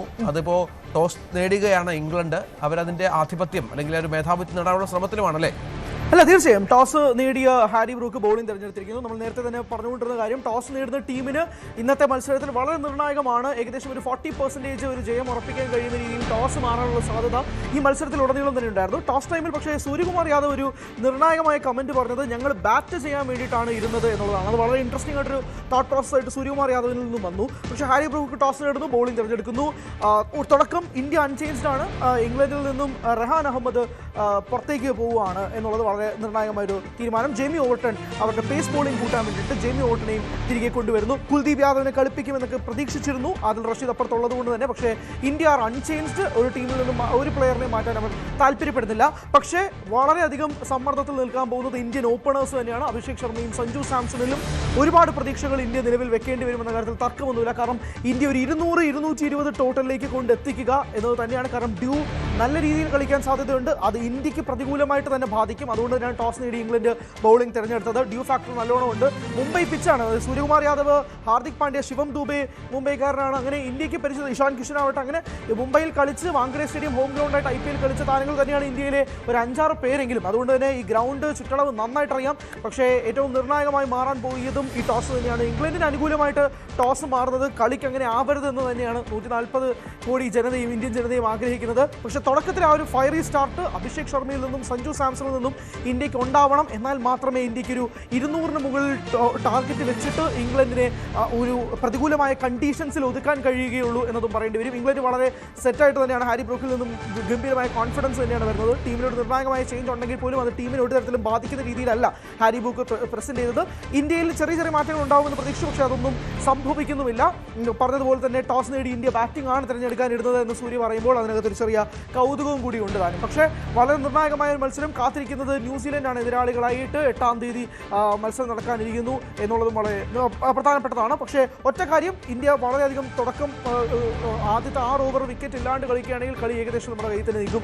200-ന് മുകളിൽ അതിൽ കുറഞ്ഞതൊന്നും ഇന്ത്യക്ക് ചിന്തിക്കാനില്ല. കാരണം ചേസ് ഡൗൺ ചെയ്യാൻ ഇംഗ്ലണ്ടിന് ഒരു താരനിരയുണ്ട്. ഇതുവരെ തിളങ്ങാത്ത ജോസ് ബട്ട്ലറും ഫിൽ സോൾട്ടും ഒക്കെ ആണെങ്കിൽ പോലും നിർണായകമായ മത്സരങ്ങളിൽ കളിച്ച് പരിചയമുള്ള ചരിത്രമുണ്ട് ആ രണ്ടുപേർക്കും. പിന്നീട് വരുന്ന വിൽ ജാക്സ് ആവട്ടെ, അല്ലെങ്കിൽ ഹാരി ബ്രൂക്ക് എന്ന ക്യാപ്റ്റൻ ആയിക്കോട്ടെ, സാം കർൺ ആയിക്കോട്ടെ, ടോം ബാൻറ്റൺ ആയിക്കോട്ടെ, നിർണായകമായ ഇംഗ്ലണ്ട് ബാറ്റിംഗ് ഓർഡർ കൊണ്ട് വലിയ ടോട്ടൽ രജിസ്റ്റർ ചെയ്തില്ലെങ്കിൽ ഇന്ത്യക്ക് പാടാകും എന്നുള്ളത് ഇപ്പോൾ തന്നെ നമുക്ക് എഴുതാൻ കഴിയുന്നതാണ്. പിച്ച് ഒരു ഗ്രീൻ സർഫസ് ഉണ്ടെന്ന് മോണെ മോർക്കൽ പറഞ്ഞാൽ പോലും ഒരു ബാറ്റിംഗ് പിച്ചാണ് വാങ്കഡയിൽ ഒരുക്കി വെക്കുന്നത്. അതുകൊണ്ട് ഇന്ത്യക്ക് അത് മാക്സിമം ഒരു നൈറ്റ് ഗെയിമാണ് മുതലാക്കുക കഴിയുക. 8:30-ക്കുള്ളിൽ ഡ്യൂ ഫാക്ടേഴ്സ് ഒക്കെ വരുന്നതിന് മുമ്പ് തന്നെ ഇന്നിങ്സ് ക്ലോസ് ഡൗൺ ചെയ്യാൻ തന്നെയായിരിക്കും ഇംഗ്ലണ്ടും ഉദ്ദേശിക്കുന്നത്. സോ വളരെ നിർണായകമായിട്ട് മാറാൻ പോകുന്ന ഒരു മത്സരം കാത്തിരിക്കേണ്ട രഞ്ജിത്ത്. എന്തായാലും ടോസ് ഇന്ത്യക്ക് പ്രതീക്ഷിച്ചതുപോലെ അനുകൂലമായി മാറിയില്ല എന്നുള്ളത് നിരാശകരമായ കാര്യം തന്നെയായിട്ട് എടുത്തു. ശരി, ഹരിയാണ് വിവരങ്ങൾ പങ്കുവച്ചത്. മത്സരം അല്പസമയത്തിനകം, അതായത് 8:45 മിനിറ്റ് മാത്രമാണ് ബാക്കിയുള്ളത്. ഇന്ത്യക്ക് നിർണായകമായ മത്സരം തന്നെയാണ്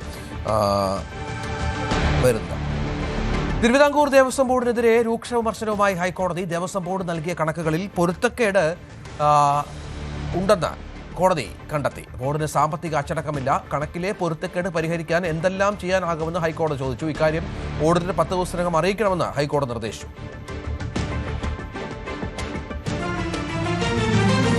ശബരിമല സ്വർണ്ണക്കൊള്ള കേസിൽ ദേവസ്വം ബോർഡിനെതിരെ ഇഡിക്ക് തന്ത്രി കണ്ഠരര് രാജീവരുടെ മൊഴി. സ്വർണ്ണക്കൊള്ള നടന്നിട്ടുണ്ടെങ്കിൽ അതിൽ ഉത്തരവാദി ദേവസ്വം ബോർഡും ഉദ്യോഗസ്ഥരുമാണെന്നാണ് മൊഴി. ബോർഡിന്റെ ഭരണപരമായ തീരുമാനങ്ങളിൽ തനിക്ക് പങ്കില്ല. തന്ത്രിയുടെ മൊഴി വിശദമായി പരിശോധിച്ച് ആവശ്യമെങ്കിൽ വീണ്ടും വിളിപ്പിക്കാനാണ് എൻഫോഴ്സ്മെന്റ് ഡയറക്ടറേറ്റിന്റെ തീരുമാനം.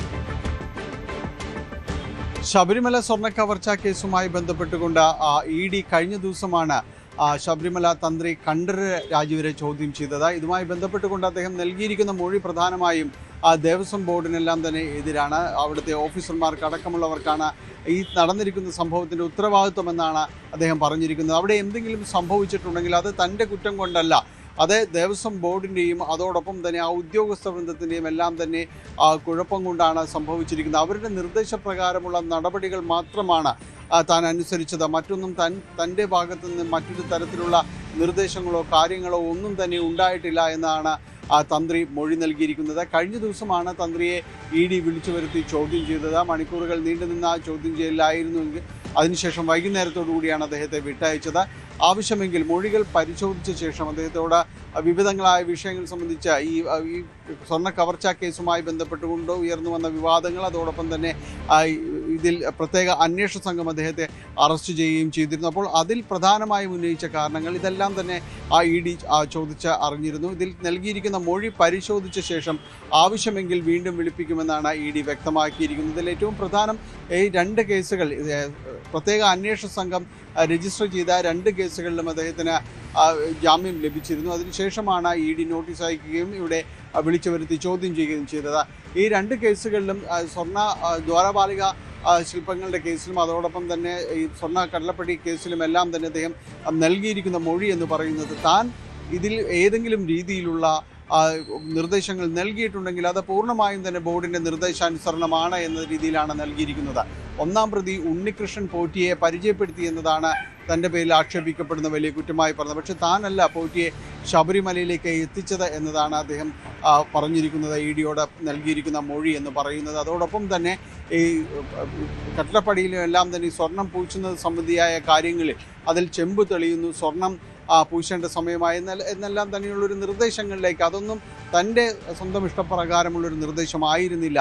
ഇത് ഉദ്യോഗസ്ഥരും ദേവസ്വം ബോർഡും നൽകിയ നിർദ്ദേശങ്ങളുടെ അടിസ്ഥാനത്തിൽ മാത്രമാണ് താൻ അത്തരമൊരു കാര്യങ്ങൾ പറഞ്ഞത്. തനിക്കിതിൽ മറ്റു ഉത്തരവാദിത്തങ്ങളൊന്നുമില്ല എന്ന മൊഴിയാണ് തന്ത്രി ഇഡിക്ക് നൽകിയിരിക്കുന്നത്. ഏതായാലും ഇത്തരം കാര്യങ്ങളുടെ നിജസ്ഥിതി കൂടി പരിശോധിച്ച ശേഷമായിരിക്കും ഇഡി ഇനി തുടർന്ന് വിളിക്കണമോ ചോദ്യം ചെയ്യാൻ വിളിക്കണമോ എന്ന കാര്യത്തിലടക്കം തീരുമാനമെടുക്കുക. ഈ കേസുമായി ബന്ധപ്പെട്ടുകൊണ്ട് ഇഡിയുടെ മൊഴിയെടുപ്പ് തുടരുകയാണ്. പല ആ പ്രതികളെയും അതോടൊപ്പം തന്നെ ജയറാം പോലുള്ള സാക്ഷികളെയും കൊച്ചിയിലെത്തിച്ച മൊഴിയെടുത്തിരുന്നു. അനിപ്പോൾ വിവരങ്ങൾ പങ്കുവച്ചു.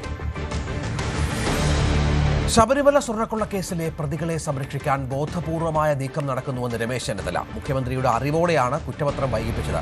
ഇങ്ങനെയാണ് എല്ലാ പ്രതികൾക്കും സ്വാഭാവിക ജാമ്യം ലഭിക്കുന്ന സാഹചര്യം ഉണ്ടായതെന്നും ചെന്നിത്തല പറഞ്ഞു. ഇവർക്ക് ഒരു കേരള സ്റ്റോറി 2വിന്റെ പേര് തിരുത്തണമെന്ന പൊതുതാൽപര്യ ഹർജിയിൽ ഹർജിക്കാരന് ഹൈക്കോടതിയുടെ രൂക്ഷ വിമർശനം. ഹർജിയിലെ വാദങ്ങൾ പ്രദർശനാനുമതി നൽകിയ ഡിവിഷൻ ബെഞ്ചിനെതിരാണെന്ന് കോടതി വിമർശിച്ചു.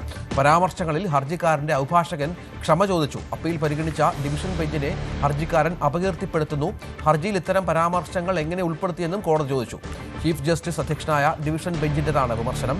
കോടതിക്കെതിരായ പരാമർശങ്ങൾ ഒഴിവാക്കി പുതിയ ഹർജി നൽകാൻ അനുമതി നൽകി. ക്രിസ്തുമസ് ബമ്പർ ലോട്ടറി ടിക്കറ്റ് വിവാദത്തിൽ ഒന്നാം സമ്മാനം നൽകാൻ തടസ്സമില്ലെന്ന് ഹൈക്കോടതി. ഒന്നാം സമ്മാനം ലഭിച്ച ലോട്ടറിയുടെ ഉടമസ്ഥത അവകാശപ്പെട്ട് പിറവം സ്വദേശി നൽകിയ ഹർജി കോടതി തള്ളി. 20 കോടി രൂപയുടെ സമ്മാന തുകയ്ക്ക് 2 പേർ അവകാശവാദം ഉന്നയിച്ചതോടെയാണ് വിഷയം വിവാദമായത്. അവകാശവാദം ഉന്നയിച്ച് പിറവം പാഴൂർ സ്വദേശിയായ റിട്ടയർഡ് ASI KK സജിമോൻ കോടതിയെ സമീപിച്ചതോടെ സമ്മാനത്തുക തടഞ്ഞു വെച്ചിരിക്കുകയായിരുന്നു. ശാസ്ത്രീയ പരിശോധനയിൽ ടിക്കറ്റിൽ കൃത്രിമം നടന്നതായി തെളിഞ്ഞിട്ടില്ലെന്ന് സർക്കാരിന് വേണ്ടി ഹാജരായ ഗവൺമെന്റ് പ്രിഡർ രാജീവ് ജ്യോതിഷ് ജോർജ് കോടതിയെ അറിയിച്ചു. ജാസ്ലിയയെ വാഹനമിടിച്ചു കൊലപ്പെടുത്തിയ കേസിൽ പ്രതിയായ ഡോക്ടർ വലിയ കുടുംബത്തിൽ നിന്നുള്ളതായതുകൊണ്ടാണോ അറസ്റ്റ് ചെയ്യാത്തതെന്ന ചോദ്യവുമായി പെൺകുട്ടിയുടെ കുടുംബം. മകൾക്ക് നീതി വേണം, പ്രതിയായ ഡോക്ടറെ സംഘടനയിൽ നിന്നും പുറത്താക്കണം, അവയവദാനത്തിന് തയ്യാറായതുകൊണ്ടാണ് അപകടത്തിന്റെ യഥാർത്ഥ കാരണം എല്ലാവരും അറിഞ്ഞതെന്നും കുടുംബം പറഞ്ഞു. ഈ പ്രതി എന്ന് പറഞ്ഞ ആളൊരു ഡോക്ടറാണെന്ന് എനിക്ക് അറിയാൻ കഴിഞ്ഞു. ഇന്നലെ ഞാൻ അറിഞ്ഞു. അപ്പോൾ ഡോക്ടേഴ്സ് എന്ന് വെച്ചിട്ടുണ്ടെങ്കിൽ മനുഷ്യന്റെ ജീവൻ രക്ഷിക്കാനുള്ളവരാ. ആള് തന്നെ ഇങ്ങനെ ഒരു ജീവൻ എടുത്തു എന്ന് പറയുമ്പോൾ ഒന്ന് ആലോചിച്ച് നോക്കി. അത് വലിയ ആളായതുകൊണ്ടാണോ നമ്മൾ ആളെ ഇതുവരെ കിട്ടാത്തത്? ഞാൻ അറിഞ്ഞിട്ടുണ്ടായിരുന്നു ഇത് വലിയ സ്ഥലത്തെ വലിയ ഫാമിലി, വലിയ ക്യാഷുള്ള ആള് എന്നൊക്കെ പറയുന്നുണ്ടായിരുന്നു. എൻ്റെ മോക്ക് എന്തായാലും നീതി വാങ്ങി തരണം, എനിക്ക് അത് മാത്രമേ പറയാനുള്ളൂ. നല്ലവരായ കുറേ ഡോക്ടേഴ്സിനെ ഞാൻ കണ്ടിട്ടുണ്ട്. അപ്പം നിങ്ങളോടുകൂടി പറയുവാണ്, നിങ്ങൾക്ക് കൗൺസിൽ, എനിക്കറിയില്ല നിങ്ങളുടെ അസോസിയേഷനോ കാര്യങ്ങളോ എന്തെങ്കിലുമൊക്കെ ഉണ്ടാവുമെന്നൊന്നും അറിയില്ല. പുള്ളിനെ ഇനി ഒരിക്കലും അതിൽ നിന്ന് ഉൾപ്പെടുത്തരുത്. എൻ്റെ മോക്ക് നീതി വാങ്ങി തരണം. അങ്കമാലിയിലെ ജാസ്ലിയുടെ മരണം പ്രത്യേക സംഘം അന്വേഷിക്കും. എറണാകുളം റൂറൽ SP KS സുദർശന്റെ നേതൃത്വത്തിലുള്ള സംഘമാകും അന്വേഷിക്കുക. വാഹനമിടിച്ച ശേഷം നിർത്താതെ പോയ പ്രതി ഡോക്ടർ സിറിയക് P ജോർജിനെ പിടികൂടുന്നതിൽ പോലീസിന് വീഴ്ച സംഭവിച്ചിട്ടില്ലെന്നും റൂറൽ SP KS സുദർശൻ വ്യക്തമാക്കി. സംഭവം നടന്ന ദിവസങ്ങൾ കഴിഞ്ഞിട്ടും പ്രതിയെ പിടികൂടാത്തതിൽ പ്രതിഷേധം ശക്തമാണ്. കൊല്ലത്ത് ക്ഷേത്ര ഉത്സവത്തിനിടെ മർദ്ദനമേറ്റ വിദ്യാർത്ഥി മരിച്ചു. കുന്നത്തൂർ സ്വദേശി ഹരികൃഷ്ണനാണ് മരിച്ചത്. 18 വയസ്സായിരുന്നു. തിരുവനന്തപുരം മെഡിക്കൽ കോളേജ് ആശുപത്രിയിൽ ചികിത്സയിൽ കഴിയുന്നതിനിടെയാണ് മസ്തിഷ്ക മരണം സംഭവിച്ചത്. കഴിഞ്ഞ ഞായറാഴ്ചയാണ് സംഘർഷത്തിനിടെ തടിക്കഷ്ണം കൊണ്ട് യുവാവിന്റെ തലയ്ക്ക് അടിയേറ്റത്. സംഭവത്തിൽ 2 പേർ റിമാൻഡിലാണ്. കൊല്ലം ശക്തികുളങ്ങര ക്ഷേത്രത്തിലെ ഉത്സവഘോഷയാത്ര കടന്നു വരുന്ന സമയത്ത് ചില മദ്യപ സംഘങ്ങളുമായിട്ട് ഹരികൃഷ്ണനും ജയകൃഷ്ണനും സഹോദരങ്ങളാണ്. ഇവർ തർക്കത്തിൽ ഏർപ്പെട്ടിരുന്നു. ഈ തർക്കം വലിയൊരു അക്രമത്തിലേക്ക് കലാശിച്ച സാഹചര്യം ഉണ്ടായിരുന്നു. ഇതിന്റെ ദൃശ്യങ്ങളടക്കം പുറത്തു വരികയും ചെയ്തു. സംഭവവുമായി ബന്ധപ്പെട്ട് കണ്ടാലറിയാവുന്ന 4 പേർക്കെതിരെ പോലീസ് കേസെടുത്ത് അന്വേഷണം നടത്തി വരുന്ന സാഹചര്യത്തിലാണ് ഗുരുതരമായി പരിക്കേറ്റ് വെന്റിലേറ്ററിൽ കഴിയുന്ന ഹരികൃഷ്ണന് മസ്തിഷ്കമരണം സംഭവിച്ചിട്ടുള്ളത്. ഇതുമായി ബന്ധപ്പെട്ടുള്ള അന്വേഷണം പോലീസ് ആരംഭിച്ചിട്ടുണ്ട്. കൊല്ലം ACP നേതൃത്വത്തിലുള്ള അന്വേഷണ സംഘമാണ് 10 പേരടങ്ങുന്ന അന്വേഷണ സംഘമാണ് ഈ കേസ് അന്വേഷിക്കുന്നത്. ഇതിൽ 2 പേരെ അറസ്റ്റ് ചെയ്തതായിട്ടുള്ള വിവരമാണ് പുറത്തു വരുന്നത്. മറ്റു 4 പേർക്കെതിരെ അന്വേഷണം പൂർണ്ണമാക്കിയിട്ടുണ്ട്.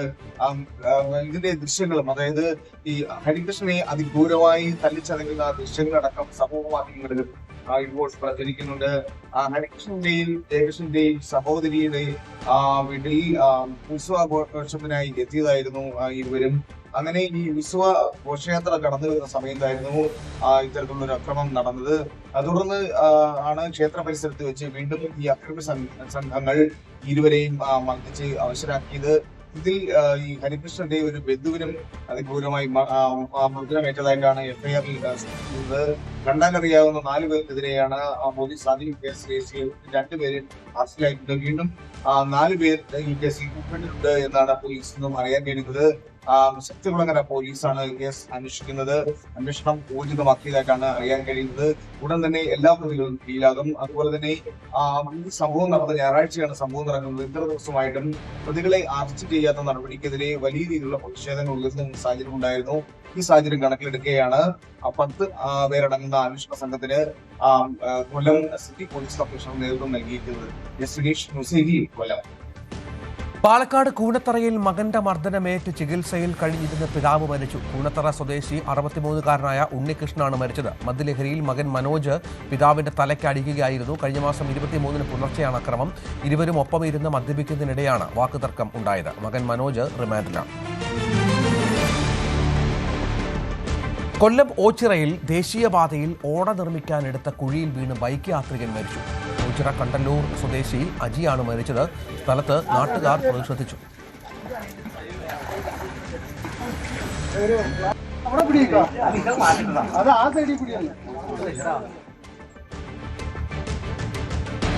കോഴിക്കോട് മുക്കം മാമ്പറ്റ ബൈപ്പാസ് റോഡിൽ കോൺഗ്രസിന്റെ പ്രതിഷേധം. ടാറിങ്ങിന് മുൻപ് പ്രദേശത്തെ പഴയ പൈപ്പുകൾ മാറ്റി സ്ഥാപിക്കാത്തതിലും സർവേ പ്രകാരമുള്ള PWDയുടെ സ്ഥലം പൂർണ്ണമായും ഏറ്റെടുക്കാത്തതിലുമാണ് പ്രതിഷേധം. കാൽനട യാത്രക്കാർക്ക് നടപ്പാത ഒരുക്കാതെയുള്ള ടാറിംഗ് അനുവദിക്കില്ലെന്നാണ് നാട്ടുകാരുടെ നിലപാട്.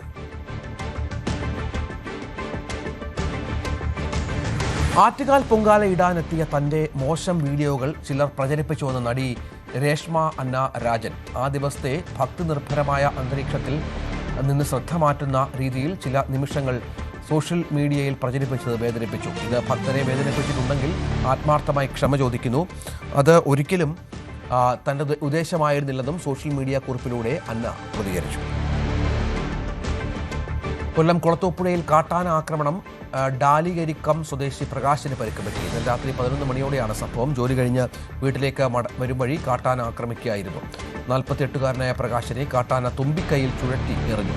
സമീപത്തെ തോട്ടിൽ തെറിച്ചു വീണ പ്രകാശിന് തോളലിനടക്കം പരിക്ക് പറ്റി. തിരുവനന്തപുരം മെഡിക്കൽ കോളേജ് ആശുപത്രിയിൽ ചികിത്സയിലാണ് പ്രകാശ്. തിരുവനന്തപുരത്ത് വീട്ടിൽ AC-ക്കുള്ളിൽ 5 പാമ്പ്. ശ്രീകാര്യത്താണ് സംഭവം. ടെക്നോ പാർക്ക് ജീവനക്കാരൻ മാധവിന്റെ വീട്ടിലാണ് പാമ്പിനെ കണ്ടെത്തിയത്.